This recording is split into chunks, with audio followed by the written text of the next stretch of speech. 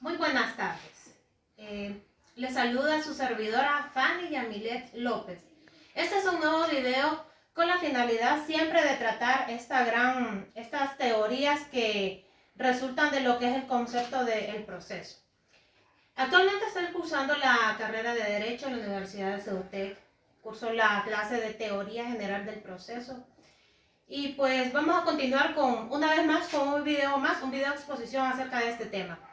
Pero antes que eso vamos a dar una pequeña reflexión, una pequeña frase sobre lo que es la abogacía y sobre lo que refiere a un abogado. Y es que un abogado sin libros es como un obrero sin herramientas. Frase célebre de Thomas Jefferson, abogado y expresidente de los Estados Unidos. Dado este tema, dado esta frase, continuamos con un tema muy importante. El tema del día de hoy es el tema teoría sobre la naturaleza del proceso. Este tema es una continuación con los videos anteriores y la explicación de los temas anteriores. En este caso vamos a tratar un tema muy particular, un concepto muy particular sobre lo que es el proceso. Y es que hay tantas teorías que tratan de explicar lo que es la naturaleza jurídica del proceso. Y estas teorías hoy en día pretenden contestar la pregunta, ¿qué es proceso? Aún no existe una respuesta definitiva sobre lo que es el proceso, pero para Hugo Alsina define este concepto y pues él nombra una de las teorías como la teoría del contrato, la teoría como una pluralidad de relaciones y la teoría que trata de explicar mediante la figura de la institución. Dentro de toda esta conceptualización tenemos también a un personaje muy destacado que lo hemos venido mencionando en videos anteriores y estamos hablando del señor Humberto Sierra. Sabemos que este señor es un abogado mexicano y este señor señala la necesidad de clasificar estas tesis, estas doctrinas, estos estudios para explicar realmente lo que es la naturaleza jurídica del proceso. Ahora bien, para exponer brevemente el contenido de la naturaleza de las teorías, bueno, tratan de explicar la naturaleza jurídica de lo que estamos hablando precisamente del proceso. Seguiremos la idea pues también de este personaje de Hugo Alsina y de Eduardo Couto. Y estas teorías son siete teorías, perdón. La teoría número 1 es la teoría del proceso como contrato. La teoría número 2 es la teoría como cuasi contrato. También tenemos una tercera teoría, que es la teoría del proceso como relación jurídica. Una cuarta teoría es la teoría del proceso como situación jurídica de relaciones. Tenemos una quinta teoría, que es la teoría del proceso como pluralidad de relaciones. Tenemos una sexta teoría, que es la teoría de lo que estamos hablando, teoría del proceso como entidad jurídica compleja. Y tenemos una séptima y una última teoría, que es la teoría del proceso como institución. Dadas todas estas teorías expuestas, estudiadas por el señor Briceño, vamos a hablar sobre cada una de ellas y sobre qué trata de explicar cada una de estas teorías. Vamos a hablar con la primera teoría, que es la teoría del proceso como contrato. Esta teoría consiste más que todo o aclara, define que en la primera fase del proceso el magistrado expide la formulación a la que prueba o fijaba los elementos de la decisión del litigio que debía conocerse en la segunda fase, donde las partes, sobre todo, que hacen una actuación muy especial acá, las partes debían de tener un acuerdo respecto a la fórmula y sin esto no podía pasar a la segunda etapa. Esta teoría, la teoría del proceso como contrato, encuentra su antecedente en el derecho romano. El derecho romano lo hemos venido estudiando anteriormente en los otros videos, y como sucede en la teoría clásica de la acción.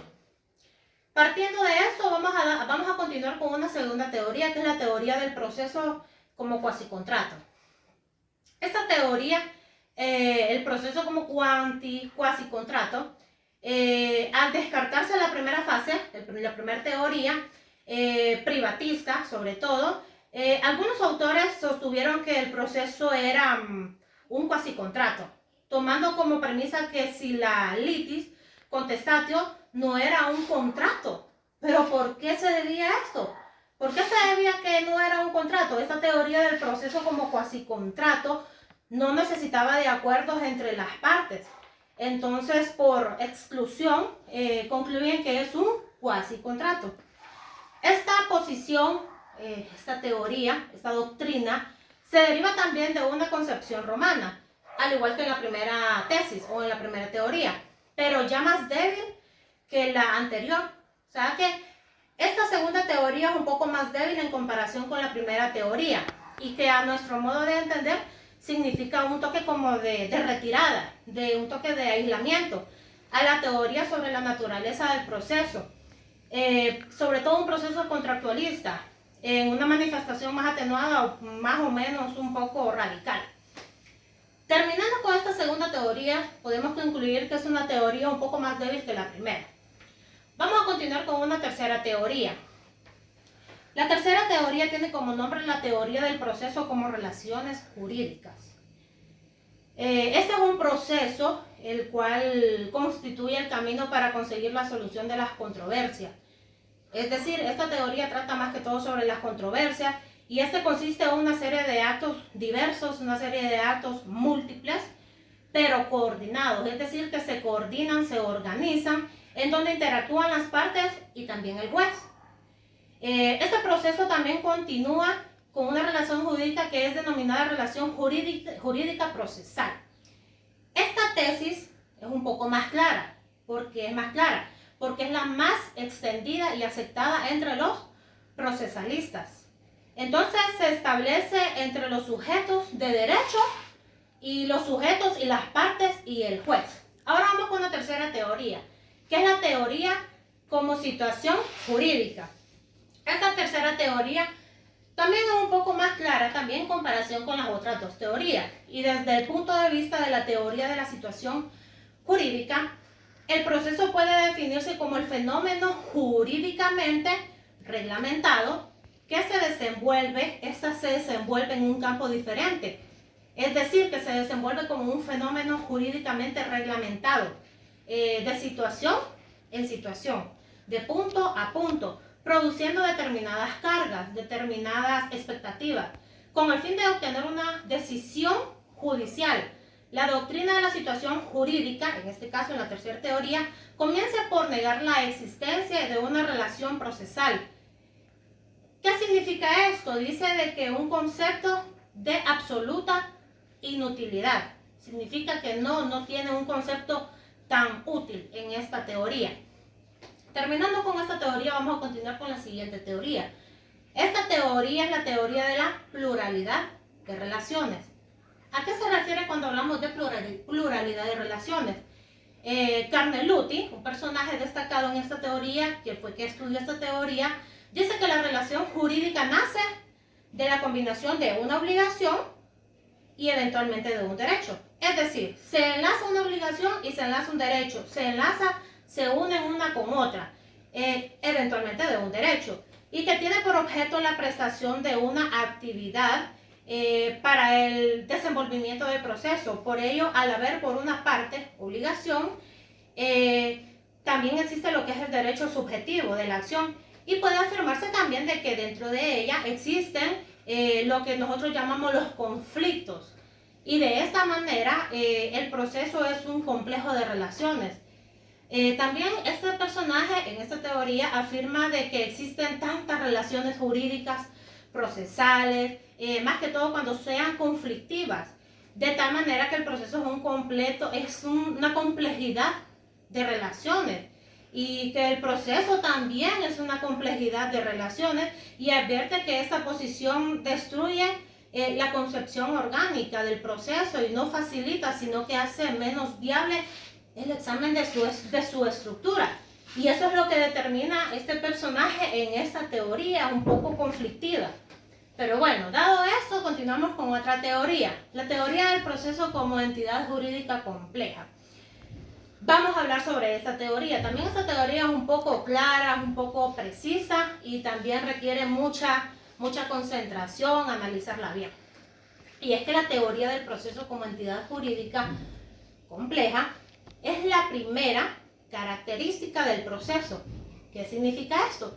Que es la pluralidad estrecha de la coordinación de los elementos que los integran y proceden a su examen desde los puntos de vista normativo, estático y dinámico. Examinando este punto o examinándolo desde este punto, desde esta perspectiva de vista, es un punto de vista estático, es decir, que no tiene movimiento. El proceso se nos revela como una situación jurídica compleja. Y es que no se trata solo de calificar el proceso como una entidad jurídica compleja sobre todo, sino que en caso sería una de sus notas. Por ello la noción del concepto de proceso jurisdiccional solo se comienza con la nota de complejidad. Pero, ¿qué tan compleja es? Y es que sí es compleja con otras caracterizaciones y enfoques. Dado esta teoría, continuamos con la siguiente teoría, que es la teoría de la institución. Una teoría un poco amigable en este tiempo, en nuestro actual vivir. Y es que la teoría de la institución dice que es una institución y es un conjunto de actividades relacionadas entre sí por el vínculo de una idea común, sobre todo objetiva, a la que figuran dichas informaciones adheridas, voluntarias particulares de los sujetos que proceden a aquella actividad. Así entendido el proceso de una institución, la deja pues muy a menudo en la actualidad. Y es que comúnmente en ella se observa en la satisfacción de una pretensión, las voluntades particulares, que en el proceso actúan y se adhieren todas a esta idea común. La institución se compone pues de dos elementos fundamentales, dos elementos muy precisos, muy importantes, que son como la trama y la urdimbre, y de un tejido, la idea objetiva y el conjunto de esas voluntades que adhieren a dicha idea para lograr su realización.